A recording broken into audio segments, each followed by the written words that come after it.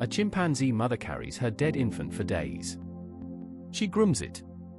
She holds it. She seems to know something has changed.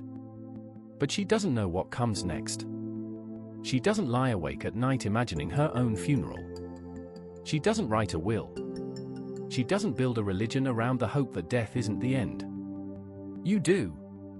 You are the only animal on this planet that knows, with absolute certainty, that you are going to die.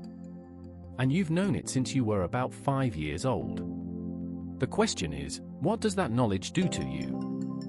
In 1970, the psychologist Gordon Gallup Jr. at SUNY Albany placed a mirror in front of a chimpanzee and dabbed red paint on its forehead.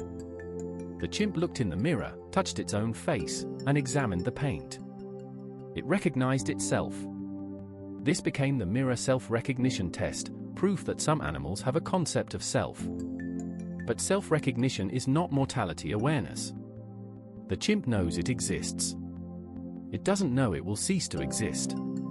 The psychologist David DeGrazia distinguishes between 3 levels of self-awareness: bodily, knowing you have a body; social, knowing others see you; and introspective, knowing you have a mind that will end. Only humans reach the 3rd level. And it's that 3rd level that creates the problem. In 1973, the cultural anthropologist Ernest Becker published The Denial of Death, which won the Pulitzer Prize. His argument was radical: human civilization is fundamentally a defense mechanism against death anxiety. We build monuments, write books, create religions, start families. All of it, Becker argued, is an attempt to symbolically transcend mortality. To leave something behind that outlasts the body. Becker's work inspired 3 psychologists, Jeff Greenberg, Sheldon Solomon, and Tom Pyszczynski, to develop terror management theory in 1986. Their core insight: humans have 2 competing instincts, the drive to survive and the awareness that survival will end. This collision produces a terror so profound that we spend our entire lives managing it. And the management strategies are everywhere. In over 400 experiments across 30 countries, TMT researchers have shown that when people are reminded of their own mortality, called mortality salience, they behave differently. They cling more tightly to their cultural beliefs. They judge outsiders more harshly. They seek self-esteem more desperately. They consume more products. They become more patriotic, more religious, more tribal. Death awareness doesn't just make us anxious. It makes us more of whatever we already are. The philosopher Martin Heidegger called this being towards death, the idea that only by confronting our mortality can we live authentically. Most people, Heidegger argued, flee from this confrontation into what he called Das Man, the anonymous they of everyday life. We fill our days with distraction precisely because the alternative, sitting with the knowledge that we will die, is too terrifying to bear. But here's what the research also shows: mortality awareness doesn't only produce fear. It produces meaning. The developmental psychologist Maria Nagy identified 3 stages in how children understand death. Before age 3, death isn't understood at all. Between 3 and 5, children personify death, the bogeyman, the skeleton, the angel. They think death can be reversed, like in cartoons. After 5, most children grasp that death is permanent, universal, and inevitable. This is the moment the terror begins. And it never fully stops. Yet the same awareness that creates anxiety also creates everything we value about human culture.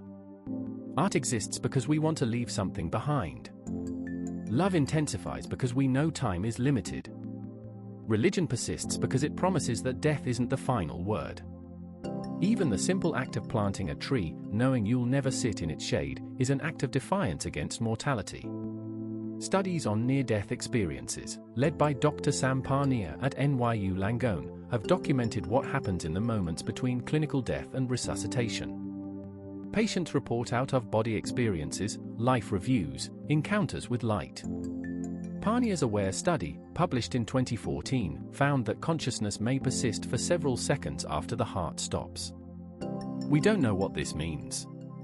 But it suggests that the boundary between life and death is less clear than we assume. And then there are the animals that seem to know something. Elephants return to the bones of their dead. Dolphins push deceased companions to the surface, as if trying to help them breathe.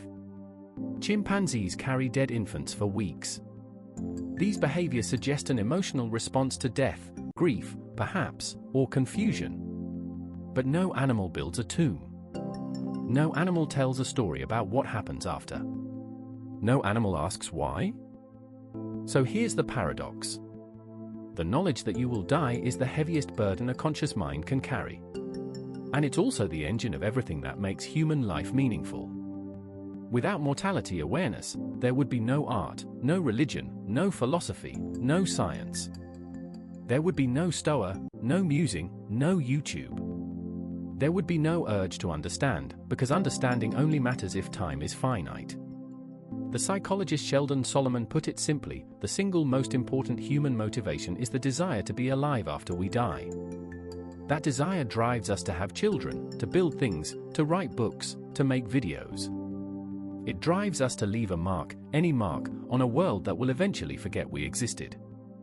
The real question isn't why humans are the only species that knows it will die. The question is what we do with that knowledge. We can flee from it, filling our lives with distraction. Or we can face it and let it sharpen everything we care about. You're watching this because something in you wants to understand. That desire, to know, to question, to explore, is itself a response to mortality. You're building something that might outlast you. And that, perhaps, is the most human thing there is.